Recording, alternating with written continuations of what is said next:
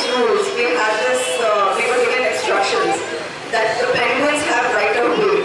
So if a penguin comes in your path, you had to stop. And you had to let the penguin pass first, and then only you could continue your run. So every time I was running and I wanted a break, I would like, please God, please let a penguin come in my way so I can take a break and just recover from this thing. So yeah, so that was. And definitely runs like this teach you to respect your environment. Because I've seen these animals in zoos. I've seen a penguin in a zoo. I've seen a whale in a zoo.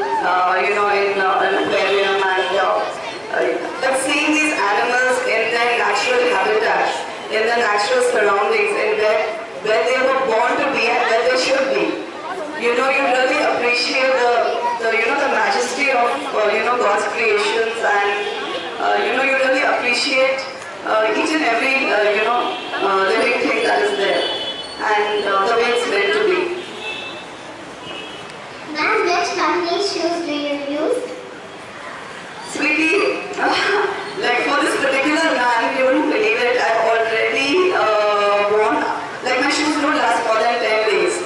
Like I need to change my shoes like after every 10-12 days maximum. So I don't really favor them, but during this particular run, I've been using the Asics Gel number 70, which is one of the premier running shoes. But it's not, I really don't endorse any particular company. I think you just need to, and nowadays so many people run bare feet. Honestly speaking, bare feet running is becoming huge in India, and they say that's the most natural form of running, to run bare feet, to run without shoes. So again, it's about training yourself to do that.